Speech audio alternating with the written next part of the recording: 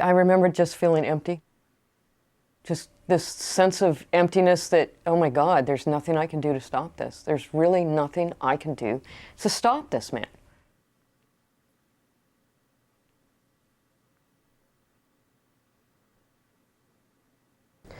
My first experience with sexual abuse was when I was 5 years old.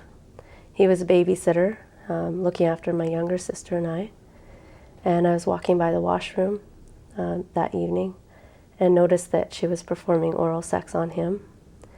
And he asked me if I wanted some. I just shook my head and walked away.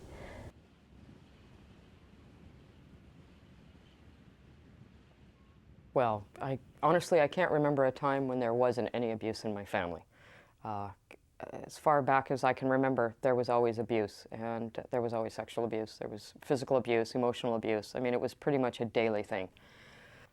One particular week that it was all of us girls, and I was laying we were all sharing the fold-out couch bed, and he came into the living room after everybody had gone to sleep. And I remembered thinking, well, that was really strange. And then he reached over me to this young girl, Tony Marie, to take her into the room. And I said, no, I'll go. And I went with him that night, and I realized that, basically the abuse was never going to end. I think what happened was that something in me shifted or went off when I realized that he was doing this to other people. When it was just me, I could handle it. But when I saw that he was doing this to this other young woman, to my sisters, I was like, this is wrong. And I didn't know what to do to stop it. There was an incident one time when I was in the kitchen of the house and my mom and dad were there. And my dad grabbed my breast and I smacked him on the shoulder, and my mom said, "He's your dad," implying that it was okay for him to touch me that way. My dad led us to believe that it was normal to be naked in our home and touching was supposed to be comfortable. And I was 16 and I didn't feel comfortable with it. I didn't want to do that. And the whole family made me feel like I wasn't part of the family if I didn't join in. I grew up in an environment where this was all I ever knew. So in my mind, the horrors that I lived was what everybody lived. The stuff that you see on TV, the Partridge Family and the Brady Bunch and all that, that's just make-believe. Nobody actually ever lived that. And that's what I was led to believe. At that point, my friend came and picked me up at work. And I said, "Where are we going?" And she said, "We're going to this person's house and there's a social worker there." And I just started crying because I knew this would be the end of my family life as I knew it. So at the end of the sentencing, and he was being wheeled out in the wheelchair by my mom, it was very heartbreaking for me. I mean, he was still my dad, but I knew I was doing the right thing.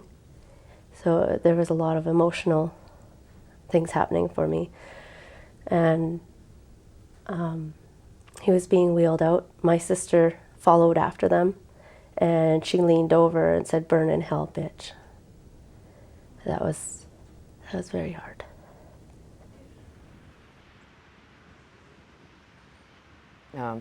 I did take him to court. There was a case against him, and we lost. Four counts of statutory rape, and we lost. He lost custody of the kids, so that was the one good thing that did come out of that. It was really unfortunate for my mother because then she got custody of the kids and her new husband didn't like them. He, I guess, had enough and buggered off, and of course my mother packed us all up and chased after him, and then when we finally caught up to him again, he started raping me, and I said, "You know what, I can't take this anymore. I can't take this anymore." And I told my mother the truth, and she basically told me that I was lying and I was only saying it because I didn't want her to be happy. And the feeling that I got, because I always thought that my mother cared about me and loved me and would protect me, and in that moment it was like she was saying that, I don't give a shit what happens to you. This man that I'm with is far more important than you will ever be, and guess what? You're just going to have to deal. It was very difficult for me to be with my family during those visitations. The feeling was still there that they were blaming me, so I left town. I was drinking heavily. I was very promiscuous, using drugs, so I had to leave and start over. You know, I never once denied any of the stuff that happened to me when I was a child. But I didn't ever really look at it either. What ended up happening for me was that I opened a door. I didn't know what was going to come out from behind it. And it was like somebody turned a movie camera on inside of my head, and I started reliving everything from the beginning. And that's when I found out that everything happened from the age of 3. And it just started, and it was like going through every single day again, and the emotional and the physical and every part of the memory, and I couldn't shut it off. And I started drinking excessively, and the drinking didn't stop it. I started using heavy drugs. The heavy drugs wouldn't shut it off.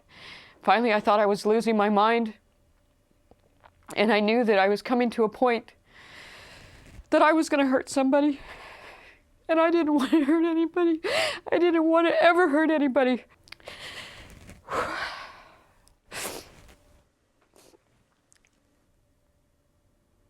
Personally, I wish that people got more of a chance to get right up in the face of these people years and years and years later and tell them. If they could just feel one day, the pain that we carry around for the rest of our lives, just one day, I'll guarantee they would never do it again. Just one day.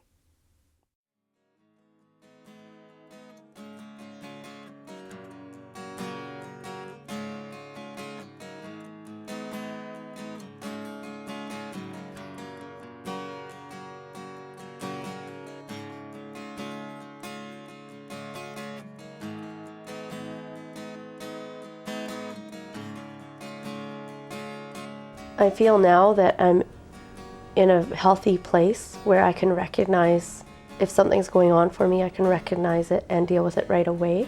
Whereas before, when I was seeking help, really felt that nobody could help me, that I was just this broken person and I couldn't be fixed. I was a mess and that nobody wanted me. My experience with sexual abuse is something that I can't ever forget. It's part of what's happened to me, but it's also part of what's made me stronger.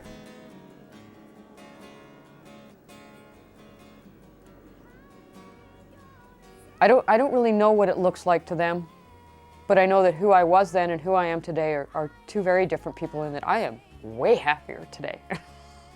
And I have hope. I have something that I was losing. My entire life up until just recently has all been about surviving. And there is a huge difference between surviving and living. And I finally got to that place where I'm living.